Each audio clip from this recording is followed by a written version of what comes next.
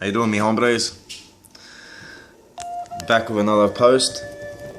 I've been seeing a lot of videos about spirituality and just techniques people are using to sort of keep their vibes high. And I'm marveling at the amount of people that have this knowledge just naturally now. It's just beautiful. A while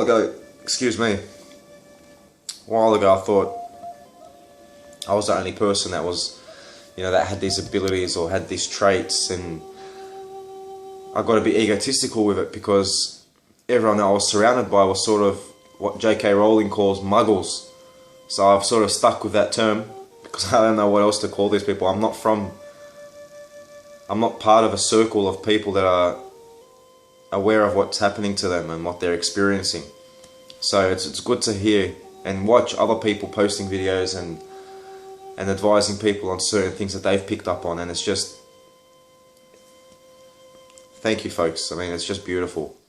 But there's one thing that people are sticking to. I grew up in a household where my mum used crystals for healing, and she also taught me a bit of Reiki. So I know a bit of Reiki, and I'm a bit of a healer. I mean, I heal myself very fast, and I try and heal my dog, but she won't let me. She always moves away when I try and heal her, and she just doesn't like it. She yaps at me. So I'm just guessing she's a healer as well. So when it comes to these crystals and whatnot, a lot of people sort of tend to stick with processed stones, cut into crystalline shapes and whatnot. But I believe, and from what I'm feeling, picking up on the energies when I feel them, that when they're in a natural state,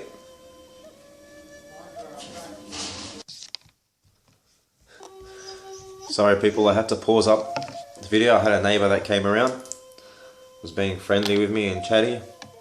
Don't know what his intention would have been, but yeah, so give us 1 second people, sorry about that.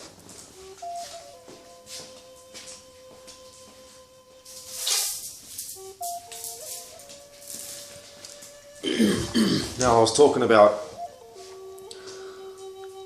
unprocessed stones, which can be sort of buffed back and cut till they look like crystals and sort of amplify energy. But in their natural state, I feel that they resonate more energy. I mean, you probably can't program them as well as you can processed stones, but if you just can't afford to get out there and buy these quartzes and all these other amethysts and all these other types of stones that amplify energy in a positive way. So this is black onyx. I actually found this the other day in the middle of the road, so I was quite lucky. This helps against black magic, to ward off black magic and hexes and whatnot. Then I've got an array of all these other stones, which you got to sort of purify if you leave them in the sun and you cleanse them with water. But be careful that you've also cleansed your hands, flick the negative energy away, so when you pick them back up you don't poison them with negative energy. Now, just another tip for targeted individuals. Like, I know myself, I've been drugged, and I don't care what people say. My hands and feet go funny when I've been drugged because of the blood pressure, the change in blood pressure, and I also feel heavy and pulled down. So if you guys just get a stick every day, burn it up till it goes black, charcoal's up, and you scrape off that black stuff in the water or whatever and just drink it. It'll help absorb some of the chemicals or some of the drugs that you've been dosed with. So yeah, you like my green lighter? Anyways, I'm not sure what else to talk about, people. My neighbour came and sort of disrupted my thought process. But this is just some of the things that you can do. Also, actually, from memory, you can build a little pyramid, and the frames that the pyramids are built out of should be made out of copper, and copper wires around to sort of give it its shape. and sleep with that on top of your head. I mean, if you can find a way to put it on top of your head, it'll be an awesome way to sort of catch some of that electromagnetic frequency and radiation and energy that they're pumping you with. So, you know, the American Indians used to store meat under wooden pyramids, and the meat wouldn't spoil. It would stay fresh for longer periods of time. So pyramids have a very important purpose when it comes to energy. You know, I'm not too well in depth in knowledge when it comes to these sorts of things, but what I do find out and what limited knowledge I have, I try and share with people. Because what they're doing is just fucked up. It's very bad.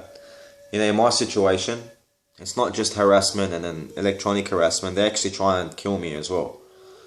So it sort of leaves me handcuffed to a chair and receiving blows that I can't retaliate to. If I retaliate, they'll lock me up because they're all in on it. You know, the coppers, the system, they're all in on it. And people are going to say, oh, you look at this guy's so paranoid. He thinks everyone's against him and da-da-da-da-da, this and that. No, I just know people's motives. I know this network's motivation and what motivates them and their ultimate goal, their ultimate agenda. I understand it. And I'm at a crossroads at the moment. I don't have a community where I can sort of seek shelter or refuge in, or even information on what I'm going through as an indigo or a crystal or a starseed child. I don't know what specification or I'd fall under, but there's some things that I'm capable of doing that I can't explain. There are things that I know and I can't explain how I know them. It's just, you know, I've been watching videos about, you know, these people, you know, we can download information from the universe, from the great self. You know, that's probably the most logical explanation to what I'm going through at the moment. But they're just all theories that haven't actually been proven, have they? Anyways, my people, be good, be kind and loving. But if someone comes to sort of mess around with your life, fight them back. Okay, don't be a pushover. You're allowed to physically fight back for your life. It doesn't make you not spiritual. Okay, it doesn't make you a hypocrite. But try and avoid it at all costs. Take it easy, my friends.